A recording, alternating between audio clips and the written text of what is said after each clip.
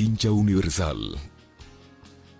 Ya son las 7 de la mañana con 39 minutos, 7 con 39 minutos. Saludamos con André Benavides, el doctor André Benavides, abogado constitucionalista, con quien comenzamos nuestro segmento de entrevistas. ¿Cómo está, doctor Benavides? Buenos días.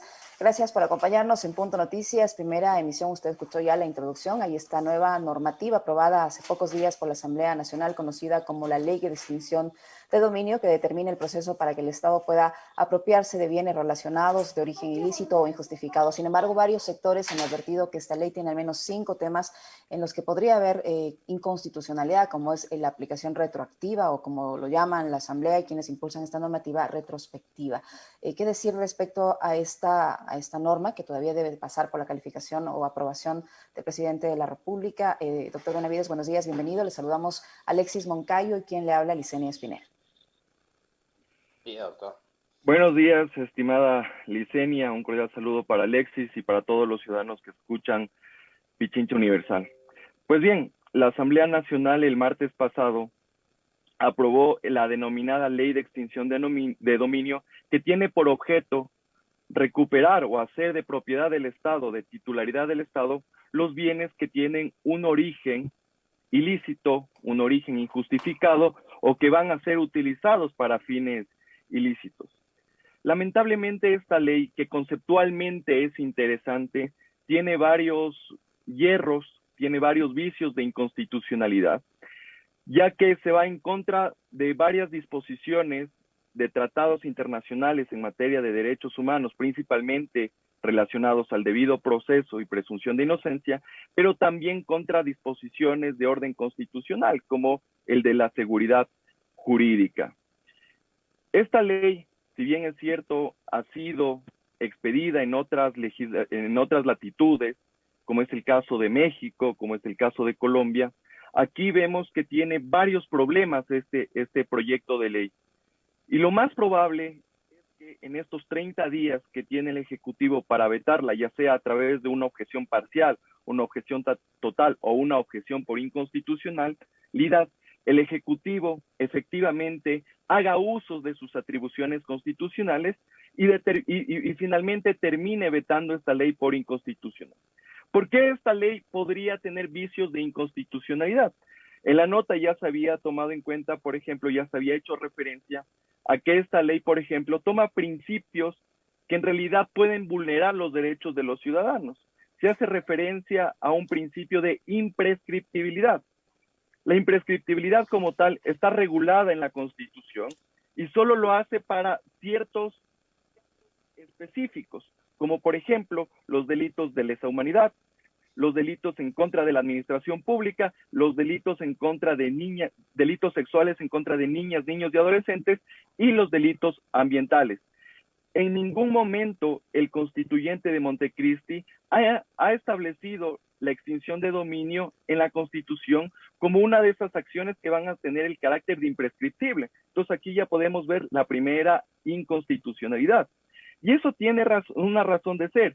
Lamentablemente, la Asamblea Nacional en esta ley lo que hizo fue una mala copia de la denominada ley modelo de extinción de dominio de las Naciones Unidas. Así también es una mala copia de la ley colombiana. Leyes que, si bien es cierto, se adaptan a otra realidad y a otro contexto. En el caso colombiano, por ejemplo, vemos que la ley de extinción de dominio responde a la reforma que se hizo a la Constitución de la República, en el cual se modificó el artículo 34 de esta carta política. En consecuencia, el alcance que tiene esta ley era justamente para sancionar esos hechos delincuenciales que estaban relacionados con el narcotráfico y la organización criminal. En cambio, en el caso ecuatoriano vemos que en un mismo saco se meten una variedad de conductas ilícitas que no necesariamente tienen una relación delictiva.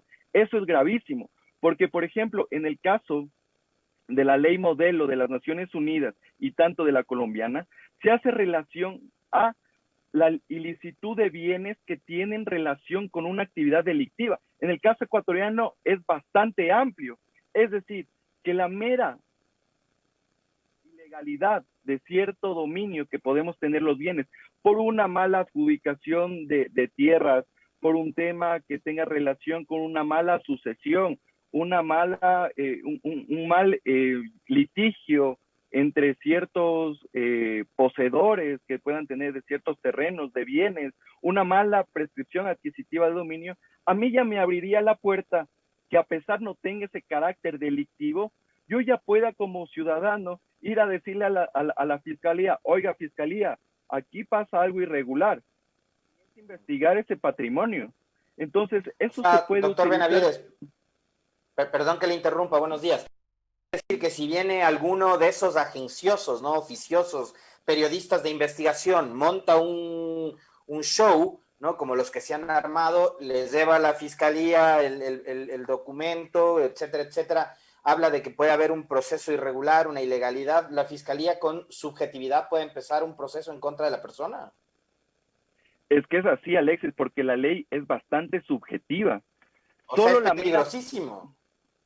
Solo la mera presunción de que yo mañana a mi vecino le veo que se ha comprado un Mercedes, tal vez se ganó la lotería, capaz recibió una herencia, yo puedo ya presumir que el tipo tiene está involucrado algún tipo de hecho ilícito, y por lo tanto yo ya puedo presumir que está en un lavado de activos, en un blanqueo de capitales, en un acto de corrupción, y yo tranquilamente ya le paso la noticia a la fiscalía para que comience a ejecutar las investigaciones correspondientes, lo cual es gravísimo porque aquí la ley como se la ha planteado violenta el principio de presunción de inocencia, porque aquí no es que se va a demostrar que yo tengo bienes ilícitos, sino que más bien el ciudadano que va a ser investigado va a tener que demostrar que sus bienes son lícitos, lo cual invierte la carga de la prueba.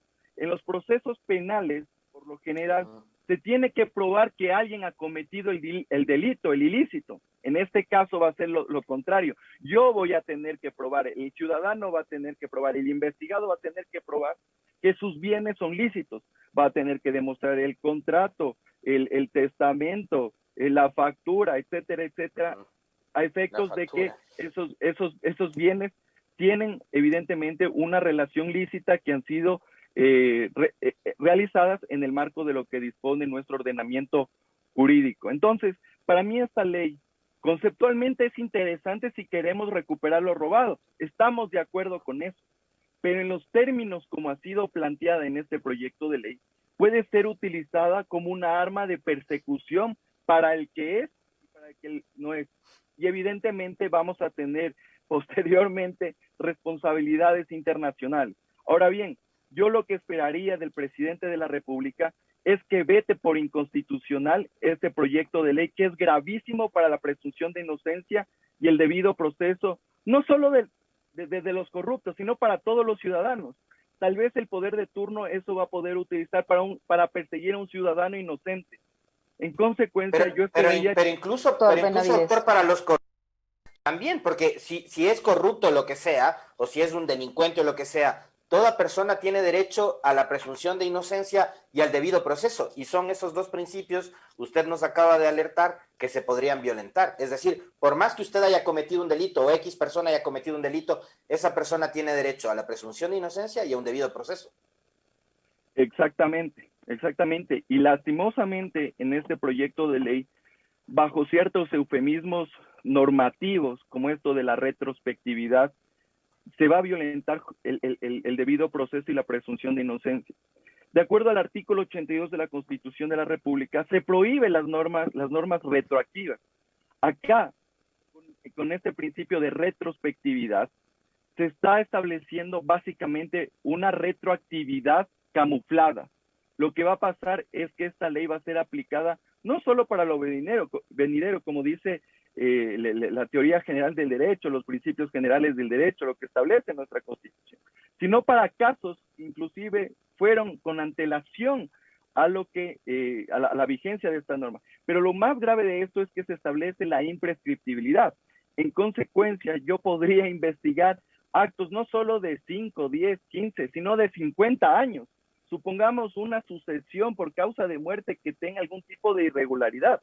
Me va a tocar investigar, verificar cómo se dio esa sucesión, cómo fue la adquisición del bien de, por ejemplo, de un bien que adquirí de mi abuelo, de mi tatarabuelo, y tocaría ir a investigar hasta el siglo XIX a ver de dónde nace esa propiedad. Entonces es algo bastante grave y que genera inseguridad jurídica para los ciudadanos y pone entredicho y va a poner en entredicho la administración de justicia, tomando en cuenta que este ni siquiera es un proceso penal, no se sabe qué tipo de naturaleza es este proceso, no se sabe si es de naturaleza civil, penal, administrativa.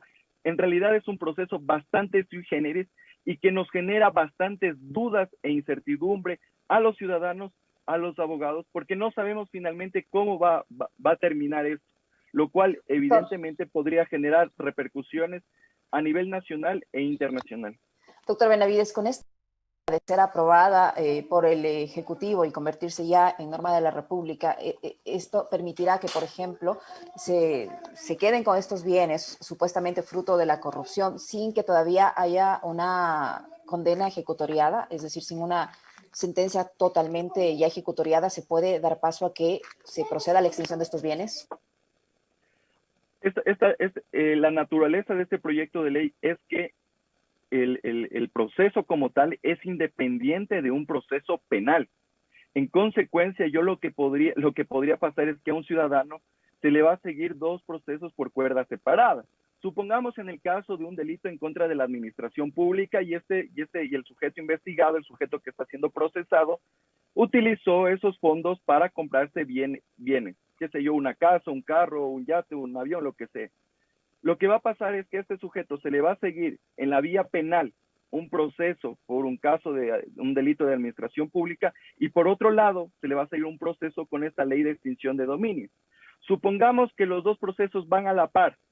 En el proceso judicial, el proceso penal, ¿qué tal que me declaran inocente? ¿Y qué pasa, por ejemplo, en el caso de la ley de extinción de dominio y ya se me despojaron los bienes más allá de que ya tuve una sentencia ratificatoria de mi estado de inocencia en el ámbito penal? ¿Qué pasa en esos casos? Pero lo más grave de esto es lo siguiente, porque la ley de extinción de dominio establece que esos bienes recuperados que posteriormente van a ser vendidos, su destino va a ser un fondo para utilizar en temas de ayuda contra la desnutrición infantil, el tema de los derechos de niños y adolescentes, para capacitar a los funcionarios que se van a encargar de la aplicación de esta ley de extinción de dominio. Pero yo lo que me pregunto es que en el caso de un peculado, y yo hice uso de ese peculado para comprarme una casa, ese dinero no es que se va a destinar a la empresa pública en el cual se hizo el desfalco, sino que va a tener otro destino. Entonces, claro, si bien es cierto, se recupera lo robado, pero no se recupera, por ejemplo, para la ejecución de obra pública, sino para la lucha contra la desnutrición, lo cual estoy de acuerdo, pero finalmente, ¿qué pasa con ese erario que fue desviado y que pertenecía a una institución? Entonces, supongamos que 30 millones de dólares eran destinados para ejecución de una obra pública, para la construcción de una carretera, pero finalmente ese dinero se va a utilizar para otro tipo de cuestiones. Entonces, claro, esto sí nos genera repercusiones, principalmente por lo que va a tener algún tipo de contradicción entre el proceso penal y el proceso de la ley de extinción de dominio, porque podemos tener inclusive sentencias contradictorias. Doctor Benavides, todos estamos de acuerdo que debemos, como país, como sociedad, impulsar normativas, reglamentos, leyes, etcétera, etcétera, que nos ayuden a combatir la corrupción.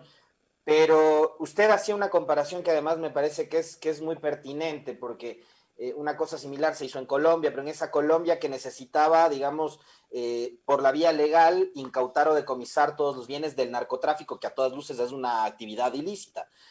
Pero el momento político en el Ecuador me parece que le obligó a la Asamblea, y ahí quiero referirme específicamente a una bancada en especial, a apoyar un proyecto de ley que llevaba toda esta serie de inconstitucionalidades que usted ha señalado el día de hoy, ¿no? Que es la bancada de la Revolución Ciudadana.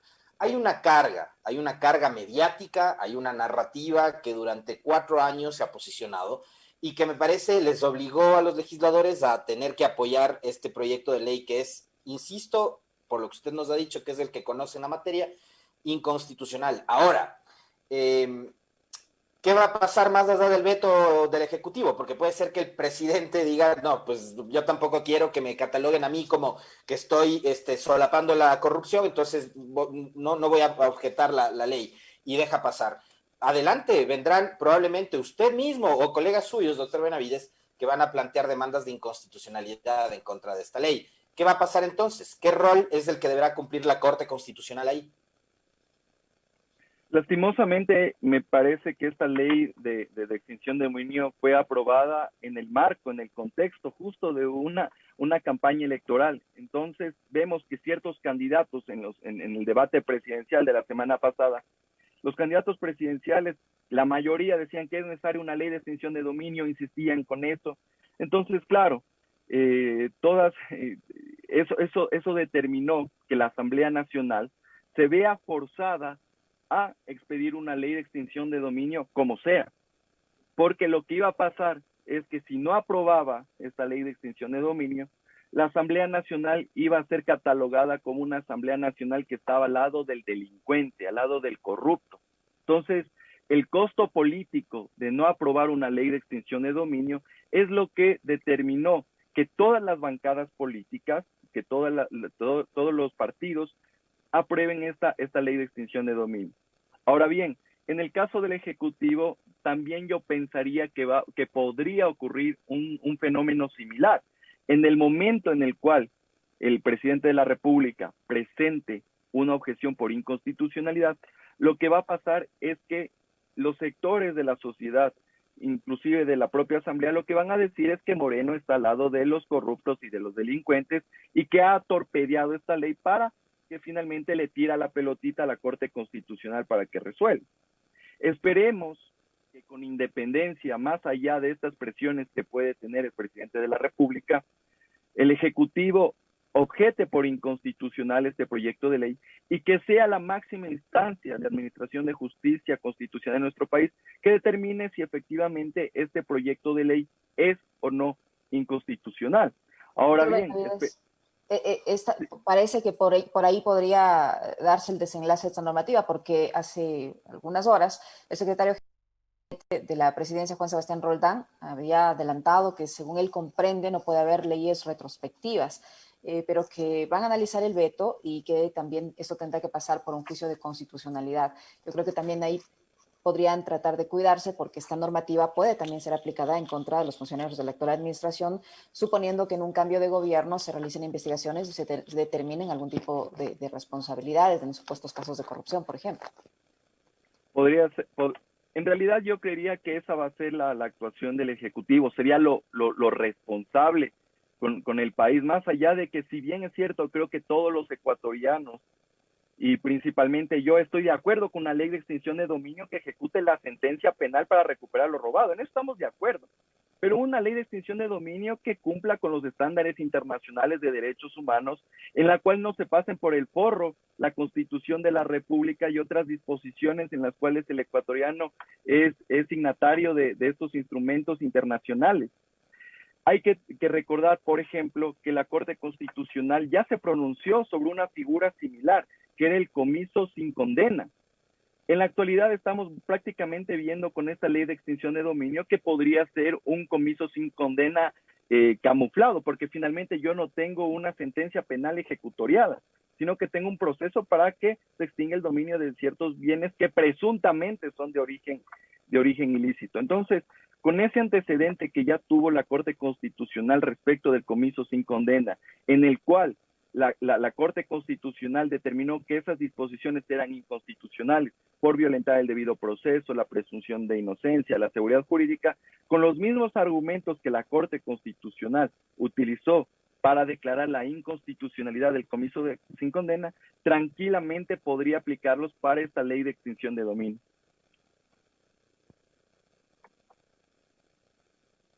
Doctor Benavides, hay algo que a mí me llama mucho la atención con respecto de la aprobación de esta normativa y creo que también hay que, digamos, ir a los orígenes, ¿no? Este proyecto fue presentado por Fabricio Villamar. Entonces, si mañana a alguien se le ocurre presentar una denuncia por el ejemplo que usted ponía, el de la adquisición de un vehículo de lujo, que tengo entendido es lo que tiene el señor Villamar después de haberse comprado con el uso de una tarjeta o de un carné para personas con discapacidad, podría ser también denunciado él, que fue el promotor de esta ley, tal y como está planteada. Podría ser denunciado Villamar.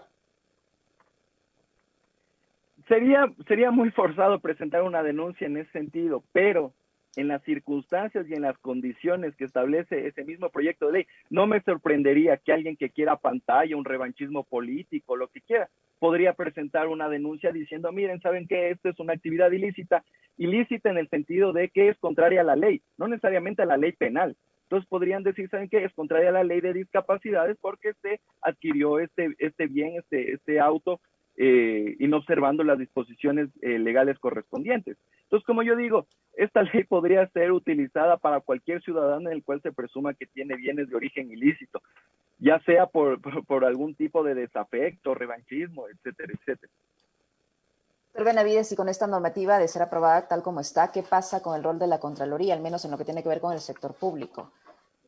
¿Pierde su rol de control? No necesariamente, no existe ningún tipo de modificación a las competencias y facultades que tiene actualmente la Contraloría General del Estado.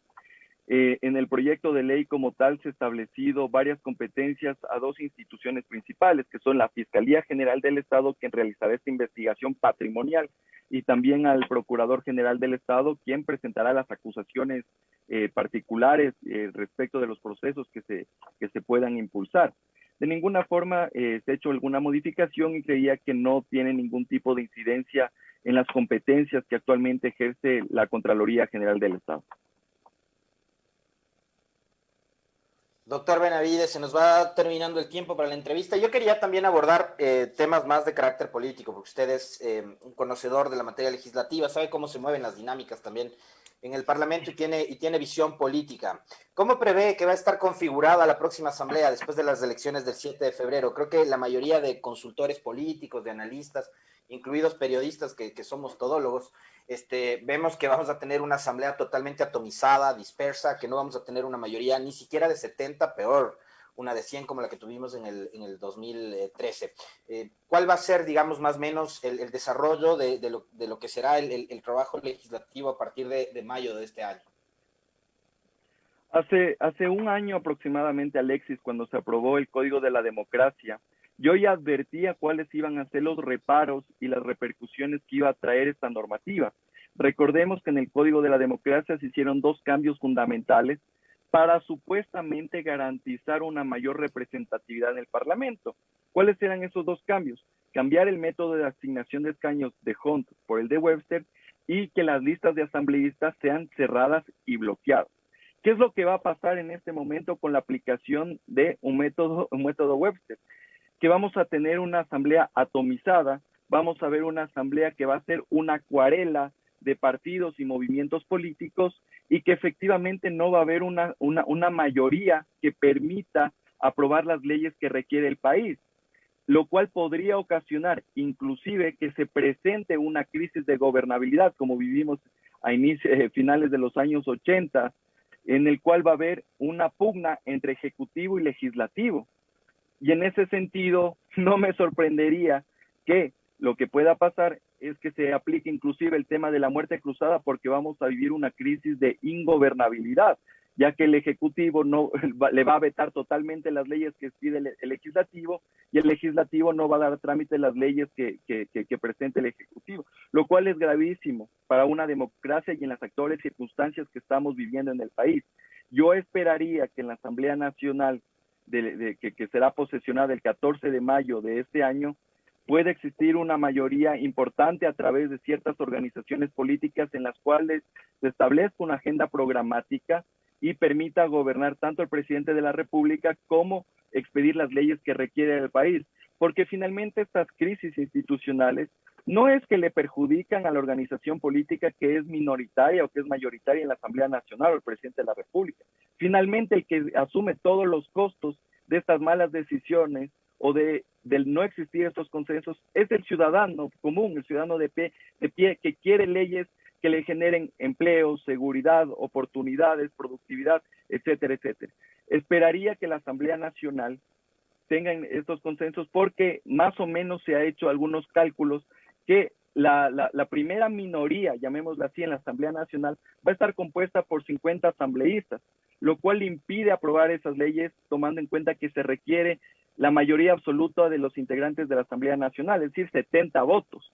Entonces, claro, la primera minoría, no la primera fuerza mayoritaria, sino la primera minoría va a tener que cooptar o consensuar con 20 asambleístas más para tener esa mayoría que permita aprobar las leyes y generar la gobernabilidad.